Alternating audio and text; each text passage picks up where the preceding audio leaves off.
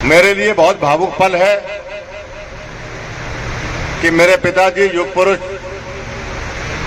बिश्नोई रतन स्वर्गीय चौधरी भजनलाल जी के जन्मदिन के उपलक्ष्य में आज उन्हीं के नाम पर एक भवन का हम उद्घाटन करने जा रहे हैं। मेरे लिए बहुत भावुक पल।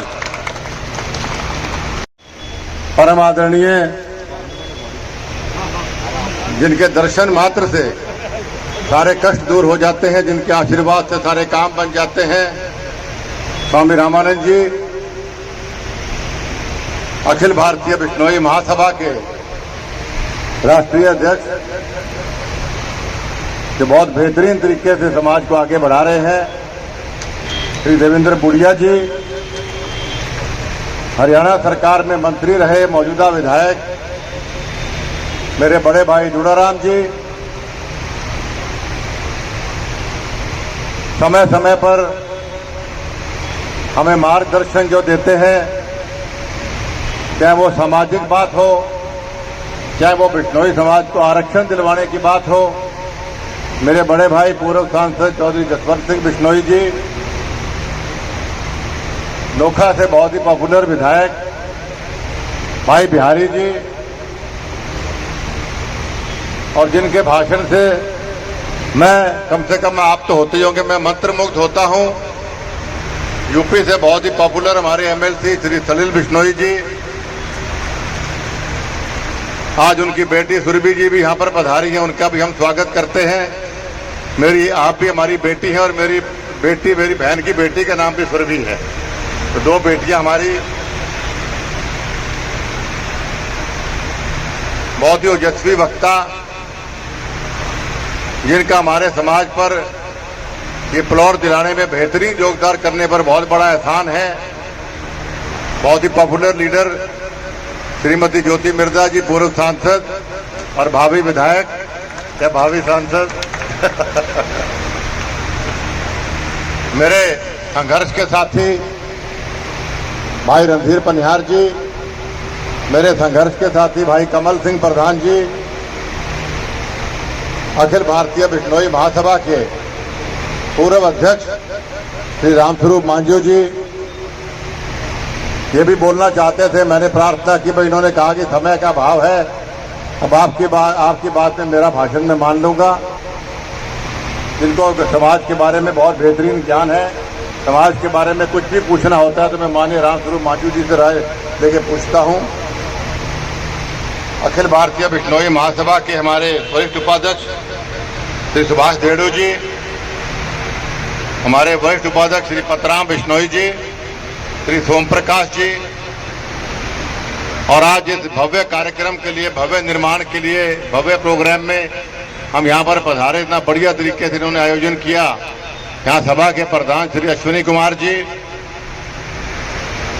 अखिल भारतीय बिश्नोई सेवक दल के राष्ट्रीय अध्यक्ष श्री विनोद धारणिया जी, हमारे समाज के बहुत ही वरिष्ठ श्री हुक्माराम जी, बिश्नोई सभा दिल्ली के प्रधान श्री के बिश्नोई जी, बिश्नोई सभा हिसार के प्रधान श्री जगदीश कड़वासरा जी, अखिल भारतीय सेवक दल के पूर्व प्रधान श्री सहदेव कालीराणा जी, पंचकुला सभा के प्रधान श्री लीलूराम गोदारा जी, श्री रामस्वरूप बेनीवाल जी, श्री गंगा बिशन जी, श्री बलदेव जी, आदमपुर बिश्नोई सभा के प्रधान श्री राजाराम खीचड़ जी, टोहाना के प्रधान श्री महावीर जी, श्रीमती सुमन खीचड़ जी, श्री निहाल सिंह जी गोदारा, श्री बलदेव लोमरोड जी,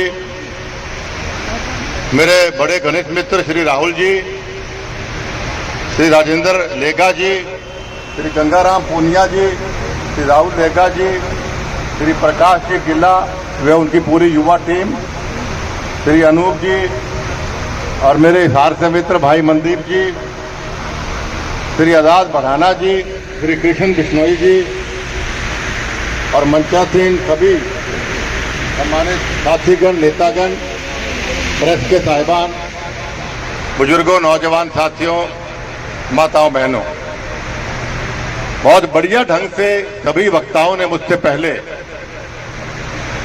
आप सबको अपना वक्तव्य दिया, एक एक बात को समझाया, मैं उसको दोहराना नहीं चाहता। मेरे लिए बहुत भावुक पल है कि मेरे पिताजी युग पुरुष बिश्नोई रतन स्वर्गीय चौधरी भजनलाल जी के जन्मदिन के उपलक्ष्य में आज उन्हीं के नाम पर एक भवन का हम उद्घाटन करने जा रहे हैं। मेरे लिए बहुत भावुक पल, न केवल इसके लिए कि मैं उनका बेटा हूं, बल्कि समाज का संरक्षक होने के नाते, क्योंकि जब कोई व्यक्ति समाज के लिए काफी कुछ करता है, निसंदेह समाज ने चौधरी भजनलाल जी बने, उनको चौधरी भजनलाल जी को भजनलाल बनाने में समाज का बहुत अहम योगदान रहा। लेकिन उन्होंने भी जब जब उनको मौका मिला समाज को हर प्रकार से ऊपर लाने का प्रयास किया। तो ऐसे व्यक्ति की याद में अगर हम कोई प्रतिमा लगाते हैं, भवन बनाते हैं, उससे आने वाली पीढ़ियों को प्रेरणा मिलती है। सलील जी ने बहुत बेहतरीन स्पीच, जैसे मैंने कहा, मैं इनके भाषण से हमेशा मंत्रमुग्ध होता हूं। मैं चाहता हूं कि ये और बोलें, क्योंकि बहुत ज्ञान की और बढ़िया बातें करते हैं, प्रैक्टिकल बातें करते हैं। हम महात्मा गांधी जी का हम स्टैचू देखते हैं, वल्लभ भाई पटेल का देखते हैं, लाल बहादुर शास्त्री के भी हम देखते हैं, भगत सिंह जी के भी हम देखते हैं, भीमराव अंबेडकर के देखते हैं। तो जब भी उनके स्टैचू के आगे से गुजरते या देखते हैं तो कहीं ना कहीं हमारे जहन में ये बात अवश्य आती है कि इन्होंने देश हित में, समाज हित में अब ये कार्य, महान कार्य किए।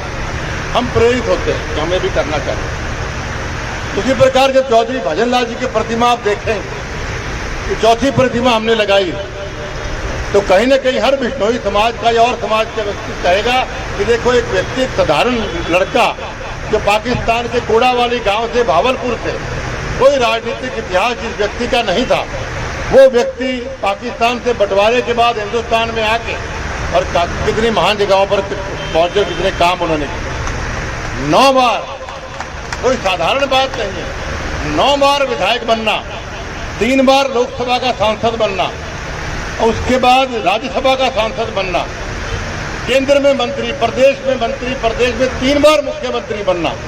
एक साधारण लड़का आया जिसका कोई राजनीतिक इतिहास नहीं। तो जब कोई बिश्नोई समाज का नौजवान लड़का वो कहेगा अगर चौधरी भजनलाल एक साधारण व्यक्ति बन सकते हैं तो मैं क्यों नहीं बन सकता, तो ये प्रेरित होता है, प्रेरणा आपको देती है। तो प्रतिमा का मतलब ये होता है। प्रतिमा का मतलब ये नहीं कि हमने भजनलाल जी की पूजा करानी, वो परमात्मा नहीं थे, लेकिन समाज के लिए उन्होंने बहुत कुछ किया। जैसे बुलो जी के और जाम्बो जी के बाद इन्होंने कहा कि समाज को आगे बढ़ाने का काम, समाज का नाम रोशन करने का काम अगर किसी ने किया तो मैं समझता हूँ शहीद अमृता देवी ने किया। और उसके बाद अगर समाज को आगे बढ़ाने का काम किसी ने किया तो चौधरी भजनलाल जी ने किया, ये बात आप जानते हैं। तो आज उस महान शख्सियत के नाम पर आज एक महान भवन का निर्माण किया जा रहा है। इस निर्माण में जिन लोगों ने सहयोग दिया, मैं उनका दिल की गहराइयों से आभार व्यक्त करता हूँ। उन सब के नाम माननीय देवेंद्र जी और हम चर्चा करते रहते हैं कि सभी भामाशाहों के नाम हम लिखेंगे दीवार के अंदर। शायद वो हॉल में शुरू भी कर दिए, नहीं किए? कर दिए। कल से लगानी हम शुरू कर रहे हैं प्लेटें, जिन लोगों ने किया। मैंने कहा करना चाहिए ताकि लोगों को पता, लोग प्रेरित होते हैं। मुझे याद है मैं बहुत छोटा था जब ये हमारे गुरुजी ने भी बताया कि मुक्तिधाम मुकाम मंदिर का निर्माण होना था। उस निर्माण के समय में भी लोगों ने कहा कि हमारा समाज गरीब समाज, इतना भव्य मंदिर हम कैसे बना पाएंगे। तब चौधरी भजनलाल जी ने कहा चाहे गरीब कुछ हो सकते हैं, लेकिन हमारे समाज के लोगों का दिल बहुत बड़ा है। और आप देखिए कितना भव्य मंदिर आप मुक्तिधाम मुकाम में मिला कि और समाज के लोग भी हमें देखने आते हैं। फिर हमने दिल्ली के अंदर, जो है कैपिटल के अंदर, जब भजनलाल जी ने कहा कि नौजवान जो है वो दिल्ली में जगह नहीं मिलती, और खास तौर पे बिश्नोई कि हमारे परिवार के लोग लड़कियों को कहीं दिल्ली में IAS IPS या कोई पढ़ाई के लिए नहीं भेज पाते, तो इसके लिए हम कैसे कोई रास्ता निकालिए। तब चौधरी भजनलाल जी ने कहा दिल्ली में क्यों ना बिश्नोई भवन बनाया जाए। उस वक्त भी बहुत लोगों ने कहा कि पैसा कहाँ से आएगा, कैसे निर्माण होगा, जमीन कहाँ से लेंगे। तो जमीन लेने से लेके बढ़वाने तक इतना बेहतरीन योगदान हमारे समाज के लोगों ने किया कि आप लोग बधाई के पात्र हैं। फिर गुड़गांव की जब बात आई, उस वक्त सोच हमारी थी, हम सभी लोगों ने ये बात कही कि कहीं ना कहीं हम लोगों को गुड़गांव के अंदर, कैपिटल के अंदर, गुड़गांव के को मैं हरियाणा के एक तरीके से औद्योगिक कैपिटल कहता हूँ। भव्य अभी बेटा मेरा आ गया, इनका स्वागत है। शिवराज जी का नाम लेना में रह गया। यहाँ हमारे महेश दाइमा जी भी आए हुए हैं, इनका नाम लेना में रह गया। तो कई साथियों के नाम लिख के लिस्ट में आए, उनके नाम रह गए। हमारे ACP साहब का, सॉरी, इनका नाम भी लेना हमारे रह गए। तो मैं आपको कह रहा था कि इस भवन के बनने के फायदे बहुत हैं। भव्य इसलिए लेट हुए हैं क्योंकि आज पिताजी की समाधि पे हमारे परिवार का कोई न कोई होता है आदमपुर के अंदर। ये अभी ज्योति जी विधायक बना है बेटा मेरा भी, तो ये भव्य इसलिए से लेट हो गए क्योंकि वो पिताजी की समाधि पे कोई न कोई हमारे समाज परिवार का होना चाहिए, तो इस वजह से। हेलो, तो खत्म हो हमारे बीच में युवा। तो मैं आपसे बता रहा था कि ये घर से उठ के लेट कौन गया है, आदमपुर से चल के आया कि पिताजी की समाधि पे कोई न कोई घर परिवार का होना चाहिए। वहाँ शायद ब्लड डोनेशन कैंप का कार्यक्रम भी था, उसका उद्घाटन भी इसने किया। तो मैंने तो कहा था कि मैं हाजिरी लगा दूंगा, इसने कहा नहीं दादाजी के नाम पे अगर बन रहा है तो मैं जाऊंगा अवश्य हर हालत के अंदर। तो अच्छी सोच है, अच्छी बात है। मैं आपसे बता रहा था कि इस भवन के निर्माण से बहुत से लोग गुड़गांव में आते हैं, तो हिंदुस्तान में सबसे अगर बेहतरीन अस्पताल एक किसी सिटी के अंदर है तो one of the top 5 cities अगर हिंदुस्तान के अंदर है तो गुड़गांव या फोर्टिस भी है, मैक्स भी है, सबसे बढ़िया से बढ़िया हॉस्पिटल। तो हमारे समाज के लोग कि हमारे को रहना कर रहेंगे कहाँ, खाएंगे क्या, करेंगे क्या, तो उनके लिए भी ये जगह हमारे उनके परिवार के रहने के लिए जगह सुनिश्चित की। मेडिसिटी पास है, फोर्टिस पास है, मैक्स आपका पास है, अपोलो यहाँ खुलने वाला है, तो बड़े उनको इलाज के लिए। फिर हमारी बच्चियां बच्चे IRS, IPS, HCS इनके लिए तैयारी करेंगे, उनके लिए भवन हमारा बिल्कुल आपके सामने आपके पास है। बड़े बड़ी कंपनियों में किसी को जॉब अप्लाई करनी है, कुछ दिन के लिए जगह रहने के लिए चाहिए, उसके लिए हमारे लिए भवन ये तैयार पड़ा है। तो ये भवन बहुत ही महत्वपूर्ण है हमारे समाज के लिए। और जैसा अब सलील जी ने बताया कि NCR के अंदर है, NCR के अंदर हमारे 2 भवनों का निर्माण हमारे NCR में हो, हमारे समाज के लिए बहुत गर्व और गौरव की बात है। माननीय जसवंत सिंह जी जो हमेशा हमें प्रेरित करते रहते हैं, इन्होंने भी अभी OBC का जिक्र अपने स्पीच में किया था। मैं जहाँ जाएगी कोई पॉलिटिकल फंक्शन नहीं है, लेकिन क्योंकि हमें OBC हमारे समाज की मांग है, हमारे समाज को चाहिए, तो उस पर मैं चर्चा किए बगैर नहीं रह पाऊंगा, क्योंकि OBC की मांग बहुत ज्यादा, खास तौर पे युवा हमारे सारा दिन मुझे भी, भव्य को भी, हम सबको सोशल मीडिया के माध्यम से हमें लिखते, हमें भेजते रहते हैं। हमने आरक्षण कमेटी बनाई, उसके चेयरमैन हमने जसवंत सिंह जी थे, उसके चेयरमैन हमारे समाज में सबसे वरिष्ठतम नेताओं में और समाज सेवी में इनका नाम है। और इन्होंने बहुत बढ़िया ढंग से, मतलब काबिले तारीफ ढंग से उसकी पैरवी की और फाइल को बहुत ऊपर स्टेज तक इन्होंने पहुंचाया। ये इनके दिल से मैं आभारी। उसके बाद अब एक लिमिट के बाद, उसके बाद जो केंद्र नेताओं से मिलने की बात थी, तो मैं माननीय अमित शाह जी से मैं खुद मिला, आपने सोशल मीडिया में फोटो भी देखे होंगे। फिर माननीय JP नड्डा जी से मैं मिल के आया, उनसे भी मेरी बात हुई। दोनों ने आश्वासन दिया पूर्ण रूप से कि भाई हम आपको आरक्षण हर हाल के अंदर दिलवाने का प्रयास करेंगे। 70 और जातियां हैं, उसमें हमारी जाति भी जुड़नी चाहिए। तो जांबा के अंदर मैंने वादा किया था, जांबा में जब पिताजी की 3री प्रतिमा हम लगा रहे थे, उस वक्त मैंने वादा किया था कि चाहे कुछ है, मुझे अपने आप को बेचना भी पड़े, मैं लोकसभा चुनाव से पहले समाज को आरक्षण दिला दूंगा। फिर मैं आपको दोहरा रहा हूं, लेकिन हमें एकता चाहिए। अब ये रोज कभी किसी के मकान का घेराव करना, कभी किसी फंक्शन में विरोध सरकार करना, अरे जिन लोगों ने हमें कुछ देना है, हम उन्हीं को अगर गालियां निकालेंगे तो वो क्यों देंगे हम लोगों को? एक तो वो गलत सोच है, और दूसरी सोच तो सबसे जरूरी है समाज में एकता। अगर मैं फाइल लेके अगला पड़ाव मेरा सबको साथ लेके माननीय सभी नेताओं के साथ माननीय नरेंद्र मोदी जी के पास अब जाएंगे, उनके पास जाए, अगर वो ये कह दे कि भाई आपके समाज में एकता ही नहीं, आप आरक्षण मांगने वाले समाज एक है, तो उसका जवाब नहीं होगा हमारे पास। इसलिए उन सभी साथियों से मेरी प्रार्थना है कि आपका दिखावा बहुत हो गया, आपने अपनी जो दिखावा करा था वो कर लिया, लेकिन आरक्षण अगर हमें चाहिए तो बंद मुट्ठी से चाहिए। बंद मुट्ठी में एकता होती है, हमें एकता चाहिए। अगर एक दिखेंगे तो आरक्षण हर हालत में मिलेगा। और मैं फिर चौधरी भजन लाल जी के जन्मदिन पे आपसे वादा करता हूं कि हर हालत में इन सब नेताओं के सहयोग के बगैर मैं कुछ नहीं कर पाऊंगा। इन सब नेताओं के सहयोग से हम OBC का आरक्षण हर हालत में लोकसभा चुनाव से पहले आपको लेकर दिखा देंगे। सिर्फ समाज के साथियों की मेरी प्रार्थना है कि विश्वास रखिए और सहयोग करिए। और राजस्थान चुनाव सिर पे है, बहुत बड़ी जिम्मेवारी आपके समाज को माननीय मोदी जी ने, अमित शाह जी, नड्डा जी ने दी। तो आप सब साथी यहाँ हरियाणा के भी हैं, राजस्थान के भी हैं, हिंदुस्तान से आरक्षण, मेरी सबसे प्रार्थना है कि साथियों, आपके भाई आपके बेटे का सिर नीचा मत कर देना, क्योंकि मैंने वादा किया है कि किसी बिश्नोई समाज के बूथ में हम भारतीय जनता पार्टी को हारने नहीं देंगे, चाहे हमें कितनी मेहनत करनी पड़े, कुछ भी करना पड़े।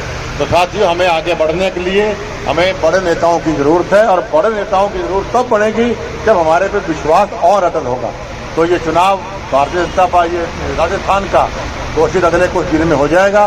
तो बोरिया बिस्तरा बांध के तैयार रहो।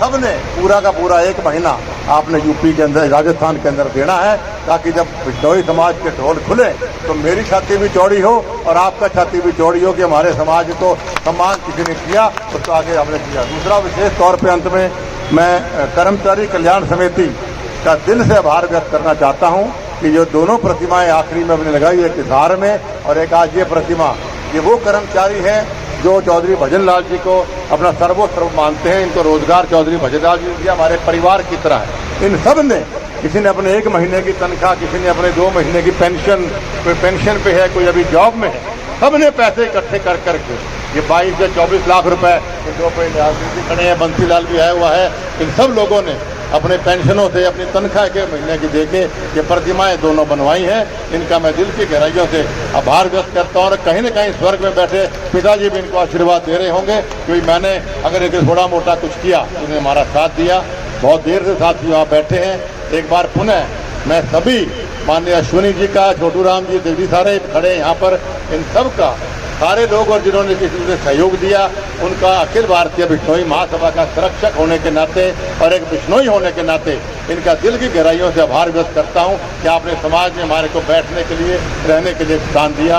आपका बहुत बहुत धन्यवाद। बोलो गुरु जम्बेश्वर भगवान की। एक में प्रार्थना, बैठे रहिए।